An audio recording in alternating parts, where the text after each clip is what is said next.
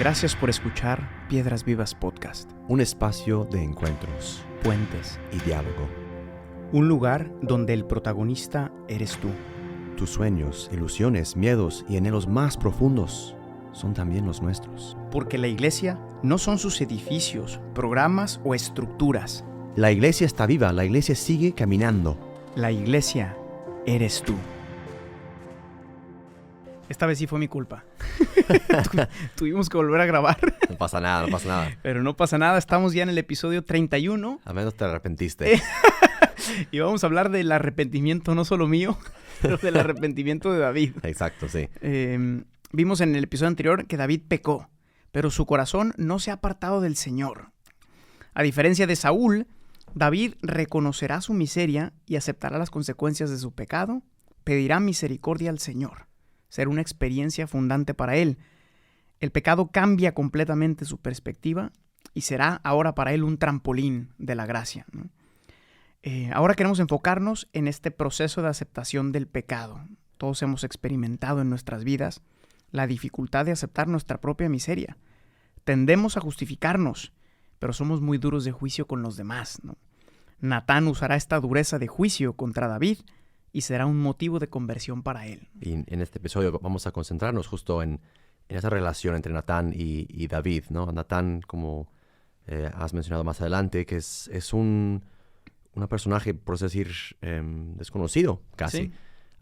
Pero de todas formas necesitamos todos un amigo, profeta, que llega a nuestras vidas y que son la voz del Señor para nosotros cuando estamos, por así decir, todavía escondidos y justificándonos en nuestro pecado, como Adán y Eva en el jardín.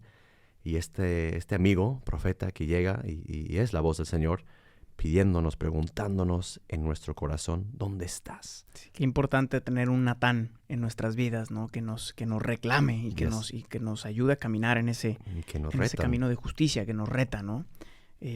Esas personas ocultas que están detrás de los que brillan muchas veces y que los sostienen para que no caigan, ¿no? Gracias a tantos Natán que hay por ahí, gracias a ti si eres uno de ellos, y una invitación para todos que sepamos ser ese bastón para los demás, ¿no? Vamos al texto, vamos a leer del segundo libro de Samuel, capítulo 12, versículos 1 a 7 y 13 a 17. Recomiendo que lo lean completo porque es una dinámica muy interesante y descubrimos cómo este gran profeta le reclama a David, ¿no? Pero de una manera muy pastoral, lo vamos a ver, ¿no? Bueno, vamos a leer este texto. Dice: Dios envió a Natán con David, y viniendo a él le dijo: había dos hombres en una ciudad, el uno rico y el otro pobre. El rico tenía numerosas ovejas y vacas, pero el pobre no tenía más que una sola corderita, que él había comprado y criado, y que había crecido con él y con sus hijos juntamente, comiendo de su bocado y bebiendo de su vaso, y durmiendo en su seno, y la tenía como a una hija. Vino entonces al rico un forastero. El hombre rico no quiso tomar de sus propias ovejas y de sus vacas para guisar para el forastero, sino que tomó la única oveja de aquel hombre pobre. Entonces se encendió el furor de David en gran manera contra aquel hombre, y le dijo a Natán: por Dios que ese hombre rico es digno de muerte, y debe pagar la cordera con 4 tantos, porque hizo tal cosa y no tuvo misericordia con el pobre. Entonces dijo Natán a David: ese hombre eres tú. A Urías lo heriste a espada, y tomaste por mujer a su mujer, y a él lo mataste con la espada de los hijos de Amón. Entonces dijo David a Natán: pequé contra Dios.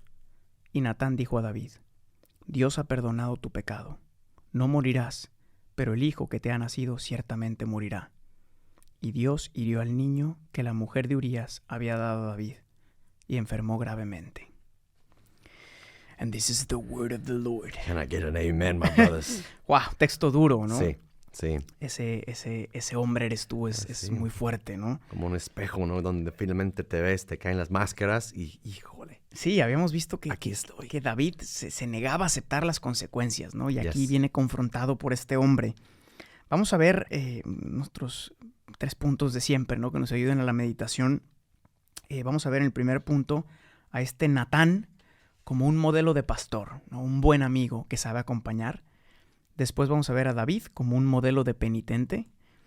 Y después a Dios, como siempre, ¿no? Con esa frase de San Pablo que dice, donde abundó el pecado, sobreabundó la gracia. Y cómo Dios actúa, ¿no? Misteriosamente. También en nuestros pecados. Let's get down to business. Natán, modelo de pastor, ¿no? Es muy interesante cómo en esta historia Natán apela al corazón de David en lugar de condenarlo. Sí. ¿No? Todos tenemos bondad en el corazón, incluso después de nuestros pecados. No estás perdido para siempre. No estás perdido para siempre, ¿no? Se mantiene ese deseo por el bien. Uh-huh. En nuestro corazón permanece siempre un lugar para la justicia, incluso después de nuestros pecados. David era y seguía siendo un hombre justo. Parte de su misión como rey era juzgar sobre asuntos de justicia en los demás. Pero qué difícil es saberse juzgar a sí mismo. Sí. Este es el reto de nuestras vidas, ¿no? Sí, nadie es juez en su propia causa. Todos sabemos con mucha claridad si algo está bien o está mal cuando se trata de alguien más. Sí. ¿No? Y por eso Natán es muy astuto, Uh-huh. porque en lugar de llegar directamente con David y Sí. decirle, mira nomás lo que hiciste, te vas a condenar, porque a lo mejor David se hubiera cerrado, posiblemente lo hubiera matado incluso. Sí. Ahora sí. Así, Así. te mueres. Sí. Pero Natán le presenta una parábola a David, ¿no? Yes. Y le cuenta esta historia, ¿no? Dice, hay un rico que lo tiene todo Sí. y un pobre que solo tiene un corderito. Sí, ¿no? el pasaje está lleno de ternura también. Sí. Y dice, el rico le ofrece al forastero lo que no era suyo. Uh-huh. Otra vez esta idea de siempre queremos lo que no tenemos, ¿no? Un poquito o lo que no es tuyo. Un poquito lo que hizo Saúl, ¿no? No le correspondía. Ahí está. Yes. Y ofreció algo que no era suyo, ¿no? Mm. Le arrebata al pobre lo poco que tiene David, ¿no? Pero en este momento, después de esta parábola, David vuelve a tomar su condición de rey, ¿no? Que había perdido durante todo este proceso. Vimos que David había renunciado a su vocación durante este momento. Fue lo que le llevó al pecado, ¿no? Natán le ayuda a recuperarlo. Sí. No le ataca desde su pecado, sino desde su identidad. Uh-huh. ¿Te acuerdas que eras rey? Sí. ¿No? ¿Te acuerdas que eres hijo de Dios? Yes. ¿Te acuerdas que eres amado por Dios? Ese es realmente el único camino pastoral que puede existir para la conversión. Y su misma reacción a esta historia, ¿no? De injusticia, esta misma emoción también le devuelve su identidad. Se acuerda, claro, yo soy rey y yo soy garantía de justicia en esta tierra y justicia en mi reino. Y medio como cae en la trampa de Natán, ¿no? Sí, como sí. que No, se enoja. Se enoja. Dice, ¿dónde está ese hombre para matarlo? Exacto. ¿No? Y aquí viene el segundo punto, ¿no? Que es David como un modelo de penitente, ¿no? Cuando Natán ya ve que está enojado ante la injusticia de esta historia, de esta parábola que le presenta, y David grita, ¿dónde está ese hombre que merece la muerte? Y Natán le contesta, ese hombre eres tú, ¿no? Palabras muy fuertes. Esta frase es una de las más fuertes que escucharemos quizás en el Antiguo Testamento, ¿no? Más personal. Más personal, más profunda. Una vez que David ha condenado al hombre rico de la historia, Natán da un paso adelante y le dice que ese hombre es él, ¿no? En ese momento David tenía 2 opciones: justificar su pecado de algún modo o reconocer con humildad que se había equivocado. Sí, me imagino que su enojo cambia en segundos a un silencio en el corazón donde sí da el paso, que no ha podido dar en meses. Sí, no sabemos cuánto tiempo llevaba con todo esto cargándolo, ¿no? Porque también Natán dice, o sea, el niño ya nació y casi todo seguía como normal. Sí, que a veces puede pasar en nuestra vida, ¿no? Sí. Que pensamos que ya la libramos. Yes. Pero como tú decías, en el corazón siempre está ese grito, ¿no? Uh-huh. Y a veces necesitamos de esas personas que nos recuerden, ¿no? Sí, que nos digan, nuestra identidad, ¿no? Y aquí vemos justo un corazón centrado en Dios, ¿no? David escoge lo segundo, reconocer con humildad que se equivoca, acepta su pecado con gran dolor y está dispuesto ahora sí a vivir con las consecuencias, ¿no? Y es que el pecado tiene consecuencias. Muchas veces queremos pensar que no, que podemos salirnos con la nuestra, que no vamos a pagar la cuenta, ¿no? Pero el pecado tiene consecuencias, ¿no? Aunque es verdad que Dios siempre nos perdona, el pecado sí tiene consecuencias personales y sociales, ¿no? Yes. Esa típica objeción que a veces escuchamos a la iglesia, ¿no? De que cómo es posible que en la confesión, con un Padre Nuestro y una Ave María, que no vas a regresar al muerto. Yes. ¿No? Ni vas a... O sea, las consecuencias van a estar. Yes. Y aunque Dios es misericordioso y perdona, tenemos que aprender a reconstruir lo que hemos roto, ¿no? Exacto. Y si leen un poquito más en el texto de la Biblia de 2 Samuel, Natán, por así decir, anuncia lo que va a tener que pagar. Él dice 4 veces y David tuvo 4 hijos y esos 4 hijos murieron. Sí. O sea, realmente pagó 4 hijos. Y no solo murieron, pero muchos en el intentaron quitarle su reinado. Exacto. ¿No? Y luego hay una dinámica también muy curiosa con algunos de los hijos porque habíamos visto en un capítulo anterior sobre cómo Dios castiga hasta la 3ª generación, ¿no? Yes. Cómo los pecados del papá tienen consecuencias en los hijos, ¿no? Ajá. Y vemos cómo algunos de los hijos repiten un poco la misma dinámica, sí. ¿no? Hay uno de los hijos se casa con una media hermana que no le correspondía, ¿no? Exacto. Y al final muere también por ese motivo, ¿no? Yes. Entonces, es curioso cómo los pecados sí tienen consecuencias sociales, aunque pensamos que no afectan a los demás y sobre todo a los que más quieres. Y Dios visita hablamos ya de la visitación, de que Dios castiga en manera de visitar. Sí, se hace presente. Se hace presente y trata de sanar, pero justo esos pecados también tiene sus consecuencias. Esos ciclos sí se siguen repitiendo hasta que justo un Natán te viene a confrontar y dice, hey, acuérdate de quién eres. Sí, y la muerte de este hijo, bueno, de los 4, pero de este hijo es un símbolo de cómo el pecado no puede ser nunca una fuente de fecundidad en la vida, ¿no? Es un símbolo muy gráfico de cómo el pecado no es fecundo. La fecundidad siempre es un don de la gracia, algo que no se puede arrancar con la astucia del pecado. El pecado, sí, dice San Pablo también, que vas a hablar de esto también, pero el pecado, los frutos del pecado es la muerte. Sí. ¿No? Justo esta vida, este árbol, ¿no? Que prometía tanta vida, en vez de darte vida y darte más fecundidad que todos deseamos, ¿no? Dios dijo, ¿no? Sed fecundos, ¿no? Pero sed fecundos en mí. Sí. ¿No? Y esta justa querer arrebatar lo que no es nuestro produce a su vez muerte. Sí, pero aquí vemos también como cuando el hombre está dispuesto a recibir la gracia, a reconocerse pecador, como lo hace David, entonces vemos uno de los milagros más grandes que podemos experimentar, que es que donde abunda el pecado, sobreabunda la gracia cuando estamos dispuestos a acoger esa misericordia, ¿no? Dios no quiere nunca el pecado, eso es verdad. Dios no quería el pecado de David, mucho menos la muerte de Urías, ni siquiera la muerte de los hijos, ¿no? Yes. Él no quiere eso. No. Pero el pecado no es nunca la última palabra de nuestra historia, ¿no? La historia de David no será la misma después de su pecado. Esto es muy hermoso, ¿no? Porque muchos de los textos más bonitos que David va a escribir son precisamente a la luz de este pecado, ¿no? Sí. Ese camino que él va recorriendo de saberse sumamente débil y de voltear constantemente al Señor para pedirle su ayuda y su gracia, ¿no? Sí, y les invito a abrir la Biblia, a los Salmos 51, y leerlo casi pausadamente. Lo vamos a leer al final. Es impresionante como David realmente brota casi, sí, como tú dijiste, brota su salmo más personal y hermoso desde la rotura del pecado. Sí, y es que el pecado puede ser un gran maestro de vida si lo abrazamos y lo integramos en nuestra historia, ¿no?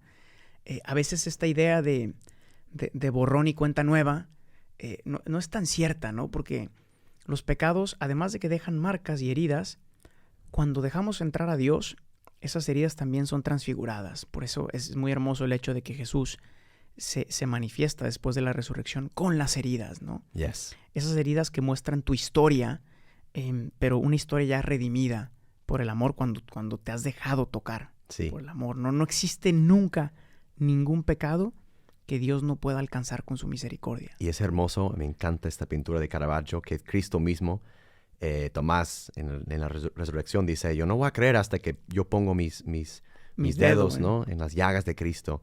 Y Caravaggio tiene como casi todas las arrugas de San Tomás, como 18 ahí en su frente, como el asombro que Dios también en su cuerpo deja estas llagas, esas heridas, y hasta que tú no metes, no por decir, tus dedos, ¿no? en las llagas de tu pecado, lo que ha herido esta relación con Dios, es ahí que Dios hará brotar tanta fe, tanto amor, tanto cariño, ¿no? En esta relación que sí se rompió, pero sí se sana también. Sí, y es que nada de lo que tú hagas puede hacer que Dios te ame menos. Uh-huh. Nunca, ¿no? Dios actúa siempre de modo misterioso y también por medio de nuestra miseria, ¿no? La descendencia que Dios escogerá para su encarnación será precisamente por medio de Betsabé. Exacto. ¿No? Si Dios fuera un Dios que simplemente condena, castiga, Él también haría este borrón y cuenta hubiera nueva, eliminado completamente hasta David. La descendencia. Sí. En cambio, bendice por el arrepentimiento de David, ¿no? Uh-huh. Y el linaje vendrá por medio de Betsabé. Claro. ¿No? Esto es algo que sobrepasa nuestra capacidad, ¿no? Explota nuestra capacidad de entender, ¿no? Yes. Dios castiga con la muerte del primer hijo, pero bendice el arrepentimiento de David con un nuevo hijo que será un grande, Salomón, ¿no? Este gran rey que vamos a ver en el siguiente episodio es fruto del arrepentimiento de David, de un corazón que se ha vuelto a poner en el orden de la gracia y que Dios bendice, ¿no? El pecado no tiene nunca la última palabra en nuestra historia, nunca. Y como proclamamos también en Pascua, con cierto atrevimiento, ¿no? O feliz culpa, feliz pecado. Feliz pecado. O sea, ¿quién se atreve a decir que el pecado es algo que va a ayudar el plan de Dios? Dios lo dice. Dios lo dice. Oh, feliz pecado que me alcanzó tan gran Salvador, tan grande redención, ¿no? Exacto. Solo Dios es capaz de demostrarnos su amor incluso en nuestra miseria, ¿no? Sobre todo, por medio de nuestra miseria, es que descubrimos la característica más importante de Dios, que es su misericordia, ¿no? El que no se ha encontrado nunca con la misericordia, el que nunca se ha sabido perdonado, difícilmente logrará ser misericordioso con los demás y difícilmente amará a un Dios que no ha hecho nada por él, ¿no? Es precioso. Preach it, my brother. Es precioso como incluso santos como Santa Teresita de Lisieux, ¿no? Que dice que nunca cometió un pecado mortal en su vida, pero ella dice que con ella Dios tuvo todavía más misericordia que a lo mejor con otros pecadores, porque a ella Dios le quitó la piedra de adelante, ¿no? Para que no cayera, ¿no? Porque conociéndose, dice, pues yo hubiera sido, por decir chance, una pecadora más sin esta gracia, sin la misericordia de Dios, ¿no? Todo es por Él. Y es que todo es gracia, my brother. My brother, that's all we got. Cuando logremos entender que todo es gracia, dejaremos de confiar en nosotros mismos para poner nuestra confianza en Dios. Y eso es todo lo que Él quiere. Totalmente. Bueno, concluimos este episodio viendo cómo Natán nos enseña un modo muy adecuado para acompañar a las personas, ¿no? Con valentía, con verdad, pero sobre todo con mucho tacto y misericordia. El Papa Francisco dice que estamos llamados a formar las conciencias, no a sustituirlas. Esto es muy bonito porque Natán no llega a decirle lo que es pecado objetivo, ¿no? Aunque era verdad. Sí. No quiere sustituir la conciencia de David, quiere formarla. Sí. Y por eso hace un camino para que él mismo se dé cuenta. Exacto. ¿No? Qué importante es una pastoral que forme conciencias y no que las sustituya, ¿no? Grande Pope Francis. Grande Pope Francis. Natán es un gran ejemplo de cómo formar una conciencia en lugar de sustituirla. Es gracias a este proceso pastoral que vive David, que él logra hacerse responsable de su propio pecado, lo asume, lo repara confía en la misericordia y sigue adelante con su vida. Sí. Su caminar ya no será igual que el de antes. Ese pecado será para él un recuerdo de su vocación al amor, y Dios bendecirá su vida después del pecado, pues Dios nunca nos abandona y encuentra siempre un camino para nuestra conversión. Exacto, y para recalcar antes de esta gran oración de Salmo 51, sí, como dijiste, tu vida no acaba con el pecado. A veces también es fácil identificarnos. Yo soy quien mató a Urías y robó a su esposa, ¿no? Betsabé. Pero no creo que es así, sino que sí, marca tu vida para el bien. Si sabes ser arrepentido, haces tu camino de conversión y estás dispuesto a, sí, pagar las consecuencias de querer arrebatar un poquito lo que no es tuyo, pero Dios también siempre tiene la palabra final. Yes, my brother. Que es misericordia. Y los invito para concluir, vamos a rezar juntos el Salmo 51, esta gran oración que escribe David después de este pecado. La voy a leer y te invito a ti que nos estás escuchando a hacerla propia, ¿no? A cantarla desde lo más profundo de tu corazón, porque a todos nos toca, ¿no? Este grito que clama misericordia al buen Padre. Dice el Salmo 51.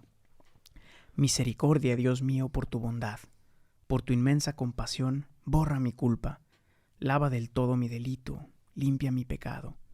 Pues yo reconozco mi culpa, tengo siempre presente mi pecado. Contra ti solo pequé, cometí la maldad que aborreces. En la sentencia tendrás razón, en el juicio resultarás inocente. Mira, en la culpa nací, pecador me concibió mi madre. Te gusta un corazón sincero y en mi interior me inculca sabiduría. Rocíame con el hisopo, quedaré limpio. Lávame, quedaré más blanco que la nieve. Hazme oír el gozo y la alegría, que se alegren los huesos quebrantados. Aparta de mi pecado tu vista, borra en mí toda culpa. Oh Dios, crea en mí un corazón puro. Renuévame por dentro con espíritu firme. No me arrojes lejos de tu rostro, no me quites tu santo espíritu. Devuélveme la alegría de tu salvación, afiánzame con espíritu generoso. Enseñaré a los malvados tus caminos, los pecadores volverán a ti. Líbrame de la sangre, oh Dios, Dios Salvador mío, y cantará mi lengua tu justicia. Señor, me abrirás los labios, y mi boca proclamará tu alabanza. Los sacrificios no te satisfacen. Si te ofreciera un holocausto, no lo querrías. Mi sacrificio es un espíritu quebrantado, un corazón quebrantado y humillado, tú no lo desprecias. Señor, por tu bondad, favorece a Sión, reconstruye las murallas de Jerusalén. Entonces aceptarás los sacrificios rituales, ofrendas y holocaustos. Sobre tu altar se inmolarán novillos. Amen, my brother. Amen, my brothers and sisters. Muchas gracias. Gracias por acompañarnos. Hagan de esta oración su propia oración el resto del día y recuerden que nada de lo que hagan puede hacer que Dios les ame menos. Que tengan un excelente día. Gracias por escuchar este episodio. Piedras Vivas es una comunidad de personas que ha descubierto su identidad de hijos y que responde con libertad y frescura a la misión que Jesús confió a su iglesia. La iglesia no son sus edificios. La iglesia eres tú. Para más experiencias y contenido, síguenos en nuestras redes sociales y en la página oficial de Piedras Vivas.